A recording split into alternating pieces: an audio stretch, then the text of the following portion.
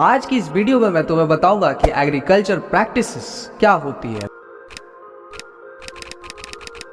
मिट्टी तैयार करने से लेकर सिंचाई तक और लास्ट की 3 ऐसी चीजें जो तुम्हारे एग्जाम पॉइंट ऑफ व्यू से बहुत जरूरी है।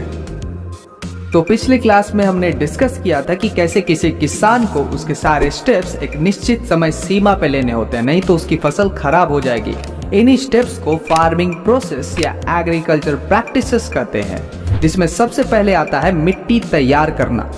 तो देखो, फसल उगाने के लिए मिट्टी तैयार करना फार्मिंग की first and most important step होती है। इस प्रोसेस में हम मिट्टी को पलटकर उसका पोला बना देते हैं ताकि जड़ें जमीन में गहराई तक जा सके। साथ ही साथ पोली मिट्टी के कारण गहराई में धसी जड़ें आसानी से ऑक्सीजन कंज्यूम कर सकती हैं। तो अब सवाल ये उठता है कि आखिर कैसे और क्यों पोली मिट्टी फसल के ओवरऑल हेल्थ के लिए अच्छी होती है। तो देखो, पिछले क्लास में तुमने पढ़ा होगा कि मिट्टी में खनिज जलवायु के साथ साथ कुछ सजीव भी होते हैं। अब इस मिट्टी को उलटने पलटने से ये होता है कि इस मिट्टी के कुछ सेंटीमीटर नीचे दबे हुए पोषक पदार्थ ऊपर आ जाते हैं, जो कि फसलों को ग्रो करने में हेल्प करते हैं। इस प्रोसेस को हम जुताई कहते हैं, जो कि हल चला के किया जाता है, जो ऐसा दिखता है। लेकिन अगर मिट्टी कुछ ज्यादा ही सूखी हो तो जुताई करने से पहले हमें मिट्टी में पानी देना होता है। इतना सब करने के बावजूद खेत में मिट्टी के बड़े बड़े ढेले हो सकते हैं, जिन्हें पटल की मदद से तोड़ना होता है, क्योंकि बुआई और सिंचाई के लिए खेत का समतल रहना जरूरी है। किसी किसान द्वारा चिलचिलाती धूप में इतनी मेहनत करने के बावजूद भी फसलों की अच्छी उपज के लिए मिट्टी को भुरभुरा करना जरूरी है। इसके लिए किसान कई टूल्स का इस्तेमाल करते हैं, जिसमें सबसे पहला और बेसिक टूल है हल। हल का उपयोग जुताई, खाद, उर्वरक मिलाने, खरपतवार निकालने से लेकर मिट्टी खुरोचने के लिए होता है। ये हल लकड़ी का बना होता है, जिसे बैलों की जोड़ी की सहायता से खींचा जाता है। साथ ही साथ हल का एक प्रमुख भाग, जो कि एक लंबी लकड़ी का बना होता है, जिसे हल शाफ्ट कहते हैं। इसके अलावा आजकल लोहे के हल तेजी से लकड़ी के हल की जगह ले रहे हैं। इसके बाद आता है हमारा दूसरा उपकरण, यानी कुदाली। यह एक सरल औजार है जिसका उपयोग खरपतवार निकालने एवं मिट्टी को पोला करने के लिए किया जाता है। तो इसी के साथ हम लोग बढ़ते हैं नेक्स्ट उपकरण यानी कल्टीवेटर की तरफ। आजकल जुताई ट्रैक्टर द्वारा संचालित कल्टीवेटर से की जाती है। इसके उपयोग से श्रम एवं समय दोनों बचता है। तो ये थे हमारे 3 प्रमुख औजार, जिसका इस्तेमाल हम लोग मिट्टी को तैयार करने के लिए करते हैं। और अब हम लोग बात करते हैं एग्रीकल्चर प्रैक्टिसेस के सेकेंड स्टेप की, जिसका नाम है बुआई। बुआई फसल उत्पादन का सबसे महत्वपूर्ण चरण है। बोने से पहले साफ एवं स्वस्थ गुणवत्ता वाले बीजों का चयन किया जाता है।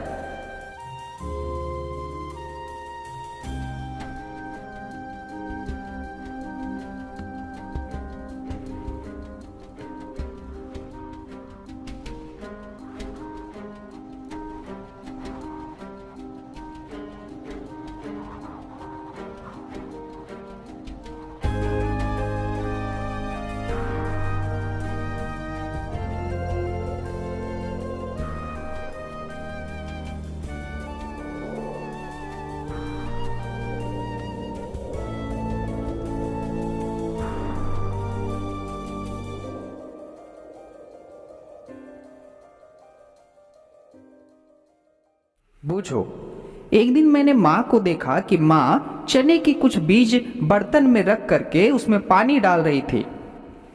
कुछ मिनट बाद बीज पानी के ऊपर तैरने लगे। मुझे आश्चर्य हुआ कि कुछ बीज पानी के ऊपर क्यों तैरने लगे। क्षतिग्रस्त बीज खोखले हो जाते हैं और इस कारण हल्के होते हैं, अतः यह जल पे तैरने लगते हैं। अच्छे और स्वस्थ बीजों को क्षतिग्रस्त बीज से अलग करने का यह एक अच्छा तरीका है। लेकिन इससे पहले हम बीजों की बुआई करें, हमारे लिए यह जानना जरूरी है कि बुआई के लिए हम किन किन औजारों का उपयोग करते हैं।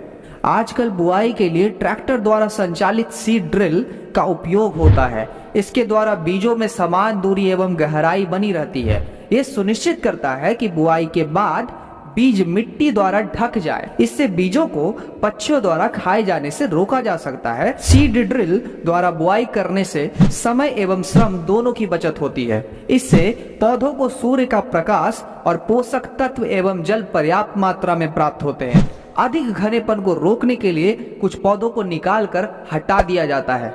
हम बढ़ते हैं हमारे एग्रीकल्चर प्रैक्टिसेस के नेक्स्ट स्टेप की ओर, जो है खाद एवं उर्वरक मिलाना। वे पदार्थ जिन्हें मिट्टी में पोषक स्तर बनाए रखने के लिए मिलाया जाता है उन्हें खाद एवं उर्वरक कहते हैं। बूझो, मैंने खेत में उगने वाली स्वस्थ फसल के पौधों को देखा, जबकि पास के खेत में पौधे कमजोर थे। कुछ पौधे अन्य पौधों की तुलना में ज्यादा अच्छी तरह से क्यों उगते हैं? मिट्टी फसल को खनिज पदार्थ प्रदान करती है। यह पौधे के वृद्धि के लिए आवश्यक है। यह एक कार्बनिक पदार्थ है जो कि पौधों या जीव जंतुओं के अवशिष्ट से प्राप्त होता है।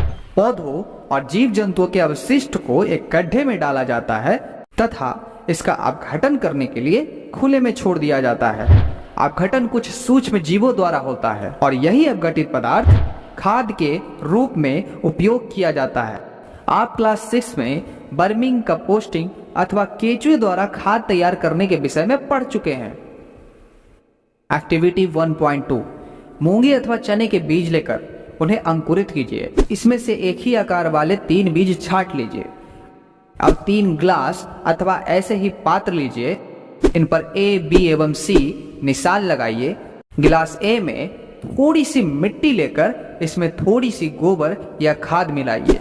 गिलास B में समान मात्रा में मिट्टी लेकर उसमें थोड़ा सा यूरिया मिलाइए। गिलास C में कुछ मिट्टी लीजिए, बिना कुछ मिलाए अब इनमें पानी की समान मात्रा डालकर इसे सुरक्षित स्थान पर रख दीजिए। प्रतिदिन पानी देते रहिए। 7 से 10 दिनों के बाद उनकी वृद्धि नोट कीजिए। क्या तीनों ग्लासों के पौधे की गति की स्थिति एक समान है? किस ग्लास में पौधे की वृद्धि बेहतर है? हमें यह समझना होगा कि उर्वरक एक रासायनिक पदार्थ है जो विशेष पोषकों से समृद्ध होते हैं, लेकिन ये खाद से भिन्न होते हैं क्योंकि उर्वरक का उत्पादन फैक्ट्री में किया जाता है। उर्वरक के कुछ उदाहरण urea, ammonia, sulphate, super phosphate, NPK यानी नाइट्रोजन फॉस्फेट है।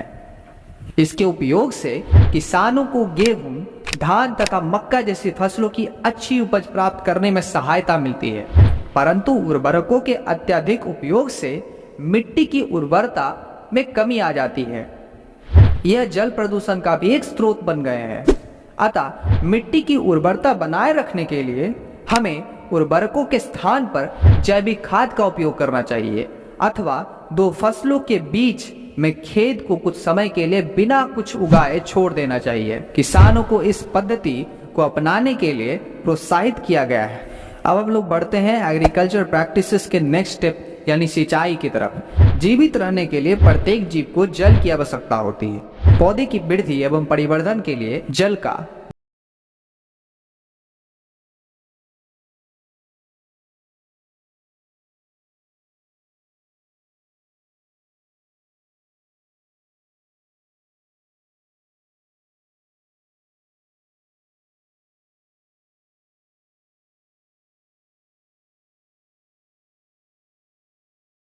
खनिजों और उर्वरकों का भी अवशोषण होता है।